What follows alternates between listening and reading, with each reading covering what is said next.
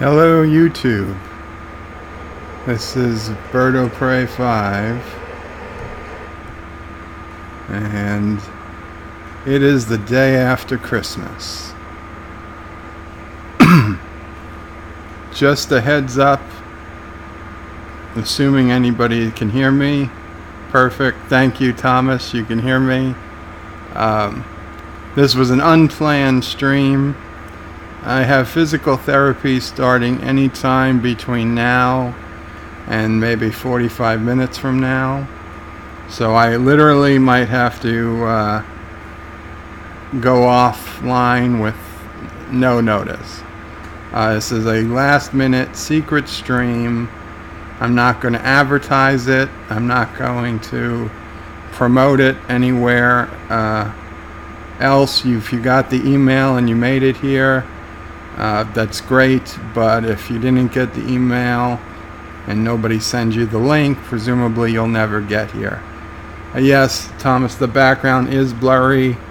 Rather than do a fake background today, because I had no time to get it already, I just kind of blurred out my normal background a bit. Let me see, I guess that's a bit blurry. Let me see, maybe I can find a happy medium.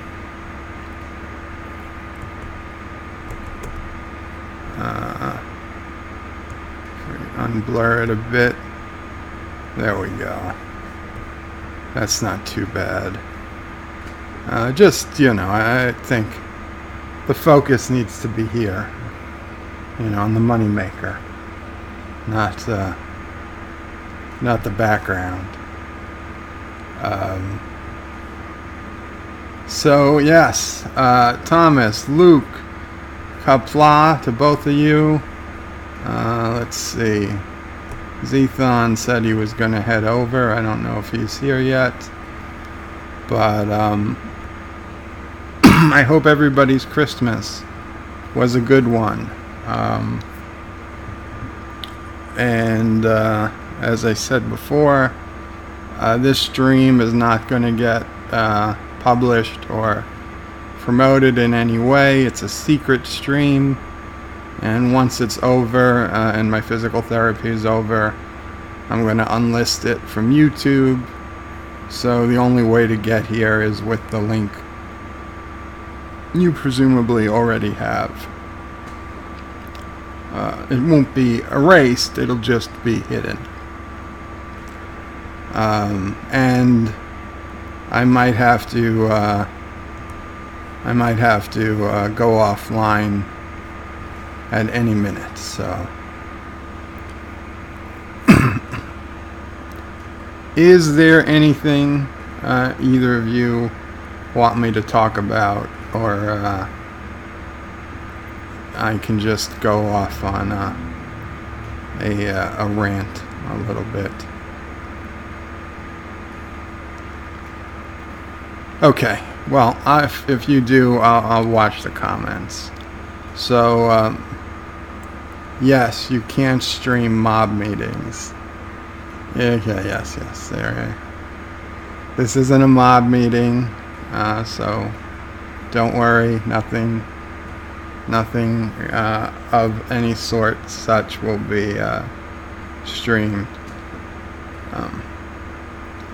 So last night, after Anti-Tracker stream ended, and after my sister went home, I tuned into hello James, Captain Batman, Qapla. Oh, we actually have 5 people now. So, who's our other person? Is it Zethon?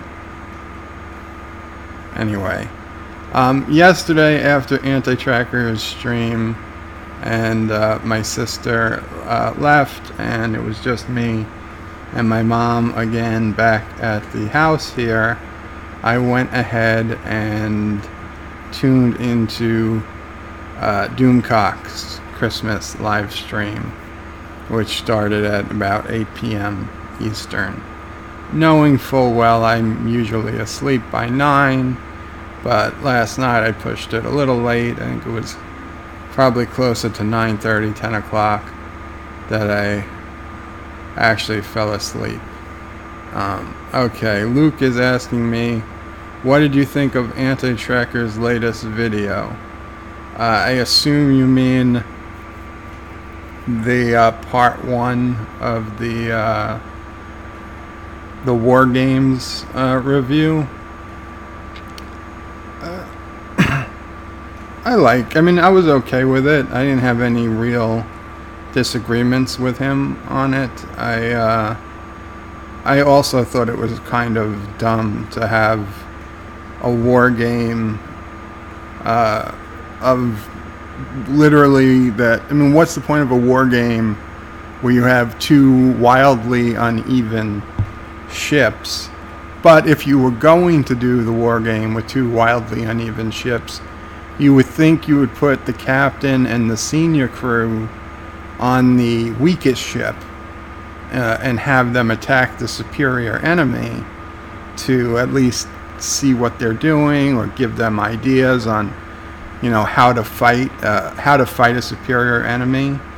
Because, I mean, clearly they don't learn that in Starfleet. They want to say they're not a military. So I'm assuming they don't get taught, guerrilla warfare techniques or anything like that. They kind of prepare for Romulans and Klingons who have similar weapons and similar technologies, and of course they prepare for the civilizations where they are far, far superior. The people who attack them with lasers and they don't even bother to shoot back. But I don't think there's a course in Starfleet Academy, Hopeless Battles 101, where you go up against, armada of Borg ships, or even one Borg cube for that matter. So if you were going to do a war game, and again, I've never been in the Navy, I've never been in any armed service, it just seems to me that you would test the crew against a superior opponent. There was really no reason to go up against an inferior opponent. And I know some of this stuff won't happen till the next episode of the second part of his review. But what I really did like in the episode was Data losing at Strategino, or whatever that game was called, at first, but then winning by changing his approach to going for the stalemate instead of going for the win. So that's like one of the things that, you see Data can overcome his programming, but then it just makes it all that more stupid that Data can't use contractions. I mean, as a crappy PHP programmer, which, as any coder or professional programmer will know, PHP is at the bottom of the computer language hierarchy. You got PHP. I mean, it's barely above HTML, which isn't even a programming language. It's a markup language. And then you've got things like Visual Basic, or C, C++, Java, higher level languages. Well, Java is probably below C.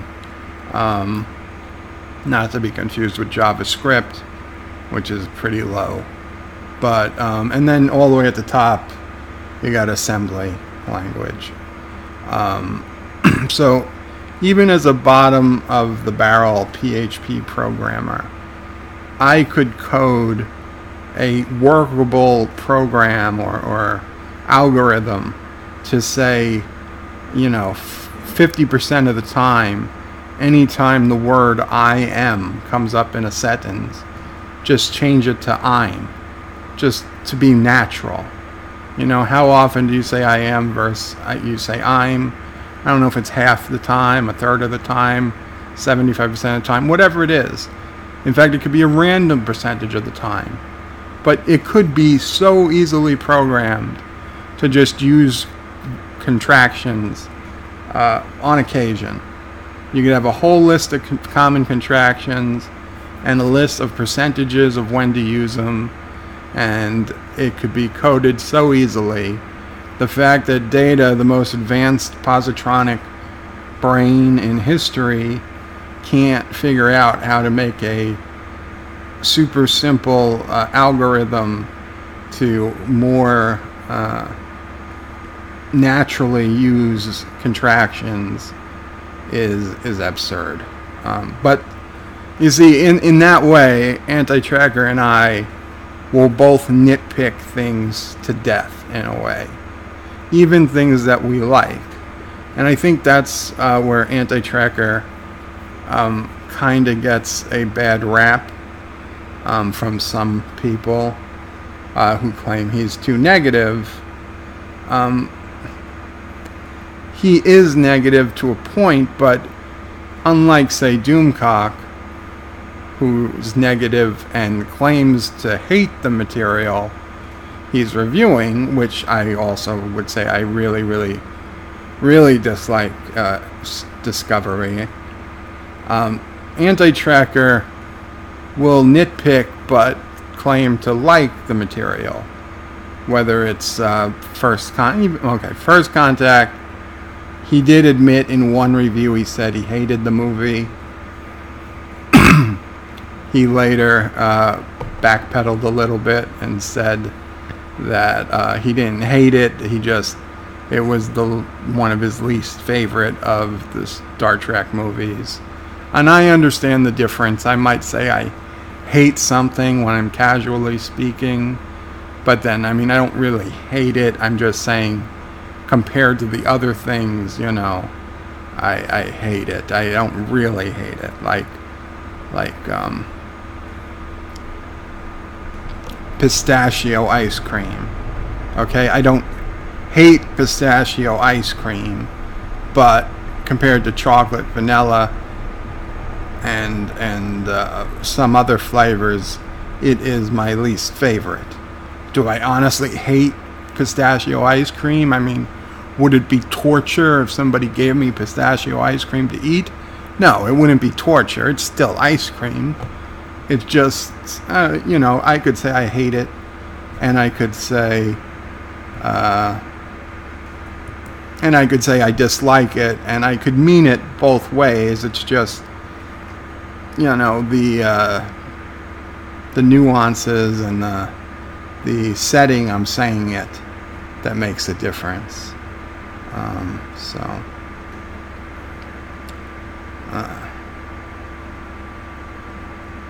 Luke says, well, the idea might have been to simulate Federation versus Borg, but the writer wasn't super good at that kind of scenario and forgot to put the high-ranking officers on the weaker ship. Exactly.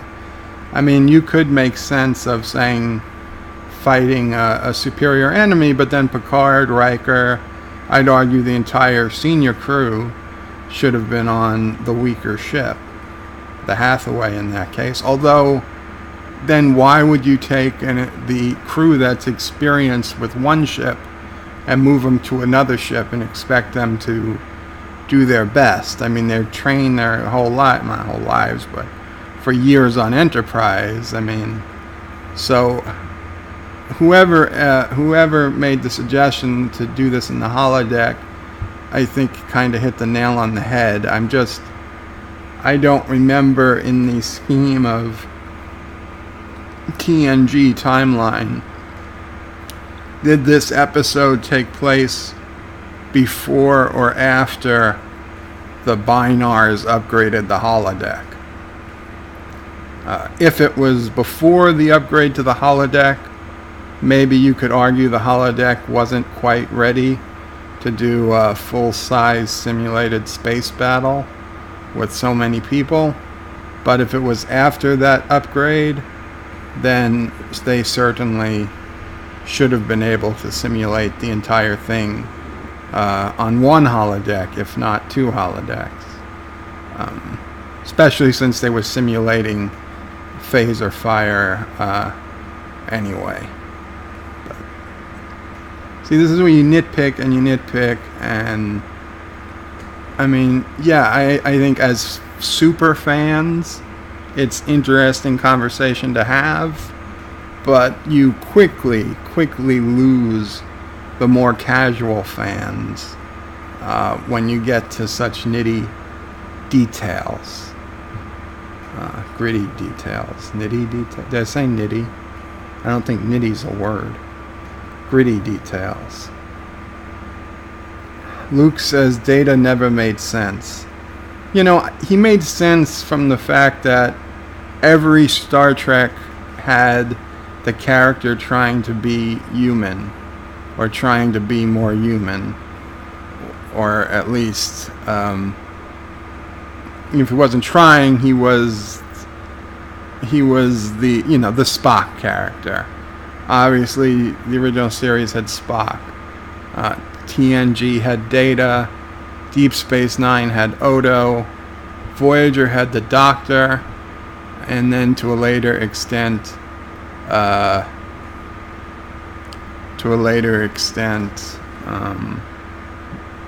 Seven of Nine, but mostly it was the Doctor. And Enterprise, Enterprise, it had T'Pol, though T'Pol did become more human as the series progressed. She wasn't trying to become more human in any way, shape, or form, at least not till the end of the series, or later in the series. But all the so there's definitely something to be said for the character who wants to, who yearns to have some humanity to them, to understand humanity in some way. Everybody, whether they're trying to become human or just understand humanity, there's always that character in any Star Trek series. And I would argue in Discovery that character is actually Burnham. Burnham is the one trying to discover some connection with humanity, where it's kind of weird that they kind of made her a main character, and she's human, but she's not quite human. So every Star Trek has one of those characters, and that's what Data was. But as a programming, certainly Data should have been able to use contractions. Data should have been able to understand what a joke is, recognize a joke as a joke, recognize the term burning the midnight oil. He shouldn't have to say, if you attempt to ignite a petroleum product at 100 hours, it will ignite the fire suppression system. No, again, a simple search of common phrases could have told him burning the midnight oil was a well-used phrase that means staying up late. That's those types of things. Yeah, they might have been fun for the script writers, but looking back at the character, they just make no sense for an advanced being as he. Thomas thinks it happened after the upgrade to the holodeck. Well, if it was after the upgrade, then again, I totally think they should have just done this on the holodeck. Thomas Potts, a little bit back further, says Starfleet should buy old Klingon ship and test with that. Well, they were certainly allies at that point. You would think Starfleet could have got their hands on some birds of prey or something they were about to decommission and use them for training. But I guess somebody would have to go in and change the instrumentation and stuff from Klingon to English, which seemed like more work than Starfleet wanted to put in, since they couldn't even be bothered to make the Hathaway halfway decent.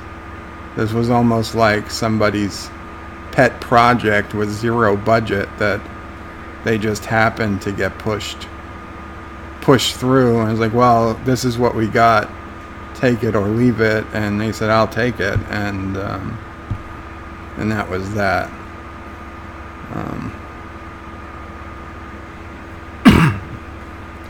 Riker, Didic have a beard then? Right, that's right. During the holodeck, the Binar episode, Riker had yet to have a beard. It's when he met Minuet. Didn't have a beard. Yeah, okay, so he had the beard. So this was definitely post-upgrade. So, yeah. The holodeck should have been able to handle it. Luke says, I get the idea of data, but I don't get data. See? It's like asking a kid to draw a circle, and he draws a potato. He had the general idea, but he was unable to actually draw a circle. That's Data's writers to me. Yeah, that's a very, very good example, Luke. Maybe you should be going live and I could watch. But yeah, that's a very, very good example. DJ, hail DJ Odyssey. Not a secret stream if I can find it. Well, DJ, now that you're here, and I believe we have a few more people here than earlier. Yeah, we do.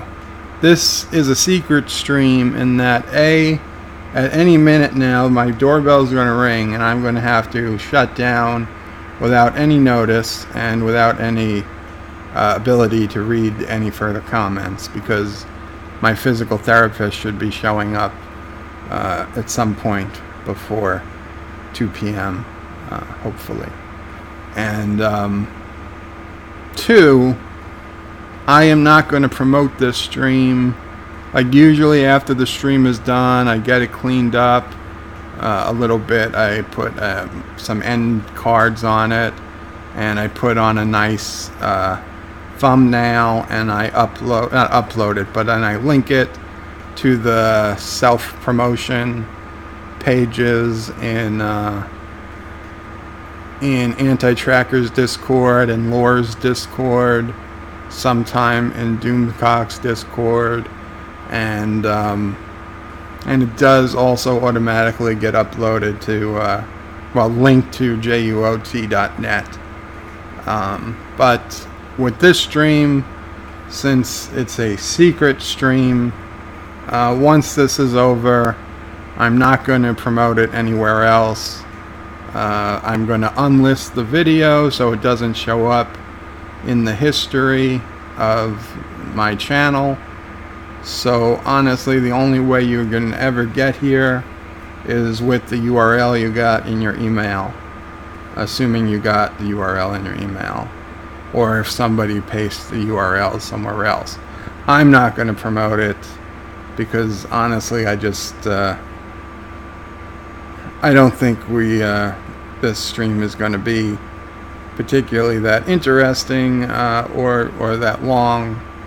And I also wanted to give the options if anybody wanted to talk about anything a little bit more unusual than we normally talk about, to go ahead, and we could today, because it just wouldn't be a published stream.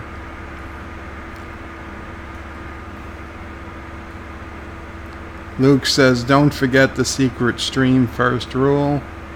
DJ says, oops, damn, he will send someone to do... No, I'm not sending anyone to do away with anyone.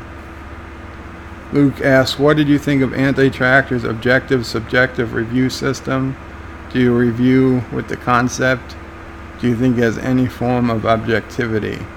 I've told Anti-Tracker this, and Captain Redneck and I have had backs and forths with it on Discord. I am kind of withholding judgment. Right now, I'll be honest, after his first contact review, I do not believe it is objective overall. I really don't. But I must withhold judgment until he does an objective subjective review of a movie he claims to actually really like. And I really hope he does Star Trek 2, for example. If Star Trek 2 comes up with a score only marginally better than First Contact, then I can say, yeah, maybe he is being objective. Because I know if I was doing a review and I was nitpicking Star Trek 2 as to the extent that he nitpicks First Contact, I'm sure I could drive the score down at least as much as he did First Contact. That said, we both know Star Trek 2 is an excellent Star Trek film. Arguably the best. I would say 4 is better. That's just me. 2, 4, and 6 are definitely the top 3 for me. Which is 1, 2, or 3. They kind of change on a day-to-day basis. But 2, 4, and 6 are all great movies, and on my scale they would all rate high. But I understand the nitpicking, and if you're going to just nitpick, be fair. So if he nitpicks a movie that he likes as much as he nitpicks a movie that he doesn't like, then I'll have to say, okay, he is being objective. He just likes to nitpick. But if Star Trek 2 comes out with a score of 8 or 9 out of 10, then I would say no, something's wrong. But that's my opinion on it. We're going to have to wait a little until that actually happens. Luke, I actually got notified for the stream. Yes, well, this stream wasn't unlisted to begin with. So all my subscribers who have clicked the bell icon will get the link to it, presumably. So any of them should be able to find it.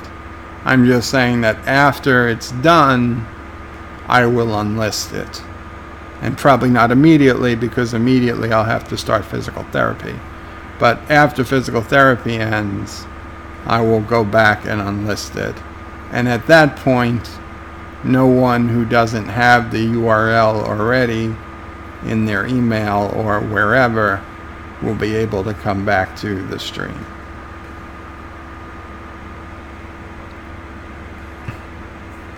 How would you feel if he chose Star Trek 6 instead?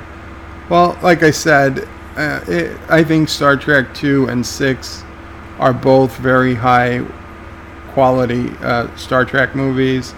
I think Anti-Tracker himself has said that 6 might be his second favorite of the original Trek films. So if he did 6 instead of 2, that would probably be fine.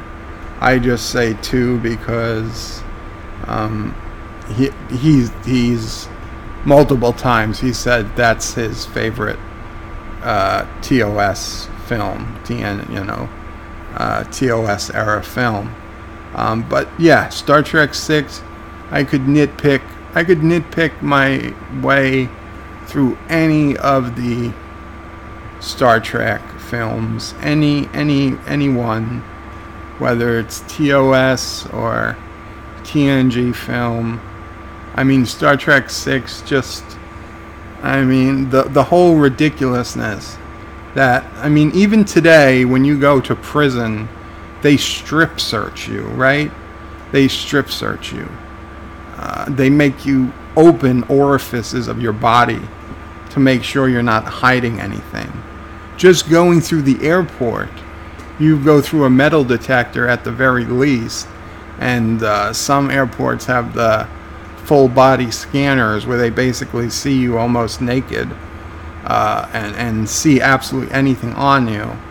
To believe that the Klingons take a prisoner and let them wear their own clothes, don't do any type of search of them for weapons or communication devices or anything, that Spock's Viridian patch, big black thing on the back of his uniform, wouldn't arouse any suspicion on his entire process through the Klingon judicial system, from being taken into custody, from being put in their version of jail, going to the courtroom while on trial with the judges, and then being sent to prison on Aurora Pente. At no point did anybody think maybe we should wand him and see if he has any type of communication device. Nobody patted him down, and yet he just makes it into Aurora Pente with this big patch on his back that nobody ever cared or checked or anything. I mean, what else could he have had on him? He could have had anything on him. It is such an absurd concept that he could have, at least had they injected it under his skin, you could say maybe they didn't do like an x-ray of the body or something to detect a subdermal communicator. But even that, you would think by the 22nd, 23rd centuries, you're checking for subdermal implants before you take people into prison. So, I mean, that's just one thing. There's so many. There's Spock, I hesitate to use the term, but mind raping the Klingon woman completely, Vulcan woman, completely against her consent. Completely against, if the Federation is at all based on the Bill of Rights, to a point, you would think, we know they have a right against self-incrimination. Picard goes on a big spiel about it. It is one of the more basic tenets of human rights. So if you assume Federation citizens have a right against self-incrimination, surely they have a right not to be mind probed and forcibly put into a mind meld. I mean, that is an egregious violation of ethics, of morals, of the Vulcan philosophy. If Star Trek Discovery gave us the first forced mind meld, I have no doubt that me, Anti-Tracker, Doomcock, and all the other people who hate Discovery would be going crazy. Like, how could you have done this to the Vulcans? They're mind raping people. You've made them into telepathic monsters. But this was Star Trek 6. It was Spock. Everybody loves Spock. He could do no wrong. So, it was a means to the end. He used it to get where the he didn't. Well, actually, she didn't know. She didn't know where the peace accords were being held, but she knew the names of the people involved. So he got the names out of her. And why would Captain Sulu Why would that? There's a whole other thing with that ship, Excelsior. Why would the crew of the Excelsior need to know where the peace accords were being held if they were top secret? They weren't invited. They weren't going. If it's being given out on a need-to-know basis, Captain Sulu doesn't need to know. And then the Excelsior was the one that was in the beta quadrant, cataloging gaseous anomalies. Excelsior had the equipment to study gaseous anomalies. They should have been the ones that needed to supply the equipment to modify a torpedo to hit a Klingon bird of prey while cloaked, because it had a tailpipe. And if Klingon ships had tailpipes this entire time, why did it take until they got a cloaked ship to figure out that they could make a torpedo that could home in on the target while cloaked? Why not have one of those targeting systems before this bird of prey comes? Because clearly it'd be useful in battles where they know there's going to be cloaked ships. They don't know exactly where the cloaked ships are, but at least you could fire and see if one is around. So that I mean, in 5 minutes, 10 minutes, I picked 5 or 6 major plot points that just off the top of my head, that would all be the most negative marks I could give the show, the movie. And I still admit Star Trek VI was arguably the best Star Trek TOS movie ever made. Arguably the best, maybe 2, maybe 3, but certainly the top 3. And a great movie overall. But yeah, you can nitpick Star Trek movies. And why were the clothes, why are there phasers in the mess hall, right? Why is there a thing of phasers in the mess hall? Are the cooks security if the ship gets invaded? Do the cooks take up position to defend the ship? And why would they need to hide the jackets or the suits they used? Why would they need to hide the suits they used in a vent? And why would they hide it in a vent in a public place? There's really no way you could get rid of evidence on the Enterprise, because if they could have got rid of that evidence, they could have 100% been free and clear. I mean, just beam it over to the Klingon ship, right? They could have beamed it to the bird of prey. They could have beamed to the Klingon bird of prey when they were done. They never had to go back to Enterprise. I'm getting worked up here. Worked up. Zethon is here. I've asked that before. Do they still have the Second Amendment in Star Trek? I might do an entire show about that at some point. Unfortunately, I don't think we have a lot of canon that to support it, although I would hope they do. I'd argue that we've seen some civilian transports that do have some sort of weapons on them, and while a ship isn't the same as having one on your person, it is having weapons in the hands of civilians, so maybe. The other thing, although it was a Bajoran station, is that Odo had a rule, no weapons on the promenade, which meaning no weapons for civilians, because clearly his deputies were allowed to have weapons on the promenade. So you would say, okay, well, you wouldn't need a rule no weapons on the promenade unless civilians were legally allowed to have weapons. But that's Bejor, not technically Federation.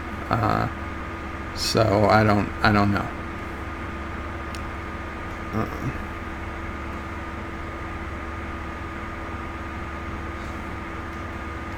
Luke says anti-tracker isn't too negative, he's just too biased. Luke also says, agree, Bird, hate is overused. People should use something between, like detested. I don't know if you have this word in English. Yes, detested is an English word, is a word in English. I would say it's a synonym of hate, or close to it. But yeah, there should be words. I mean, dislike is like the lame word, but dislike is less than hate. I'd say it's less than detest. But you know, people talk and they throw out hate and love way too easily. Just as much as people say, oh, I hate this, they say, oh, I love this. They don't really love half the things they claim to love. They probably don't even love most of the things they claim to love. It's just that you get into this pattern of talking where everything is polarized. You hate something or you love something. There's very little in between. It's just, so you really don't know. When somebody says, oh, I love Doritos, do you really love Doritos? Like, do you wake up and go to sleep thinking about Doritos? Or is it just you don't mind eating Doritos if they're around? Because there's a difference. I mean, one is love to a point, and one is not. One is just liking.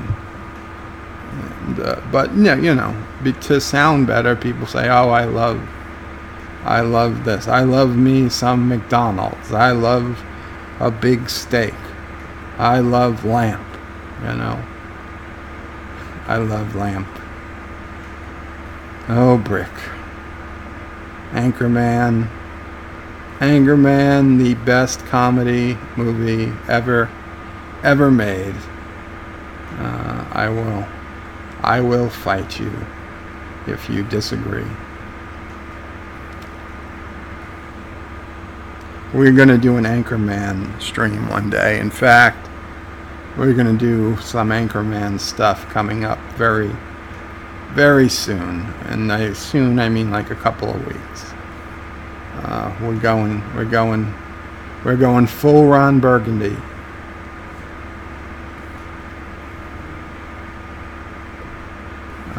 It would appear my physical therapist has yet to show up, which is going to make it difficult for us to finish physical therapy in time for my nurse to get here.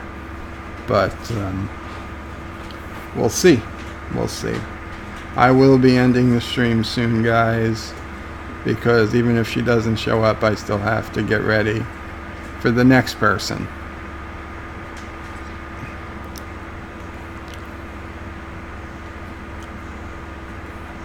Derek is here. He says, hi, hope everyone is good. I'm good, Derek. I can't speak for everyone else. Thank you for coming.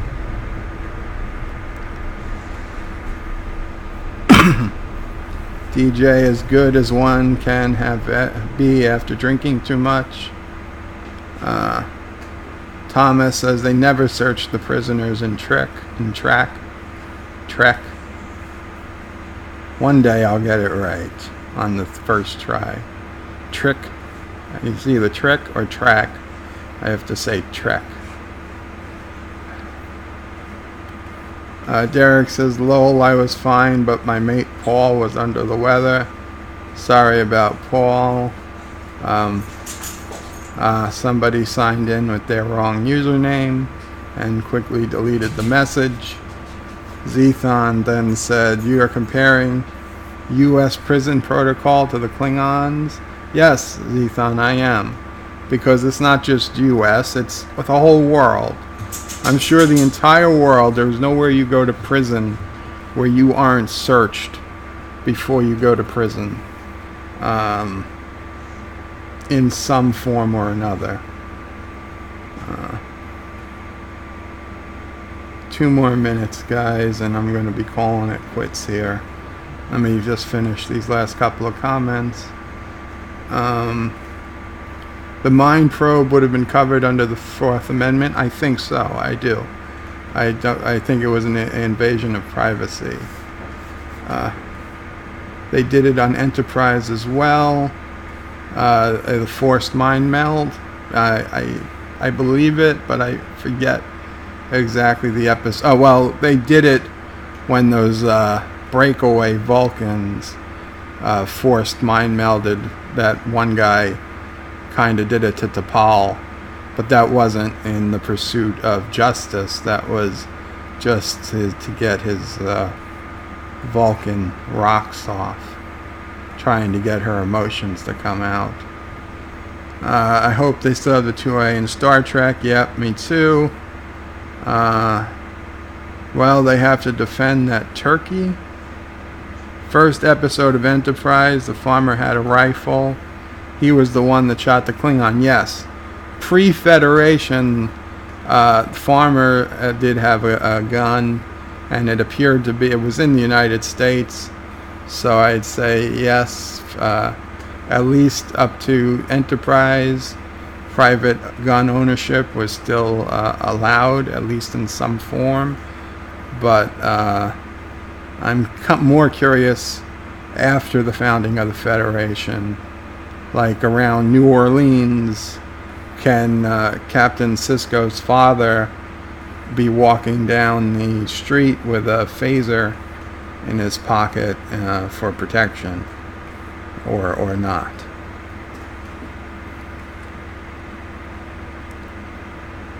What country are the Klingons from? I don't know why we're asking that.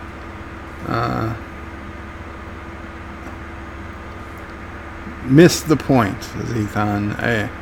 I'm just saying that all advanced species / civilizations, whether Earth-based or space-based, would have things in common, and searching prisoners for weapons and communication devices or just other prohibited items is a very basic thing that anybody who runs a prison would end up doing. Okay, all, I'm gonna call it quits. Qapla, thank you all for watching. I appreciate it. Even though this is a secret stream and I'm not going to publicize it, if you remember, please like and subscribe. If you haven't subscribed, hit the bell. And pretty soon I'm just going to hide this stream, and I'm not going to put it out there. Although, honestly, I think it probably was a pretty good stream. The whole point was it's a secret stream. So take care again, Qapla, and I'll see you guys again soon. And will the ending work? There it goes.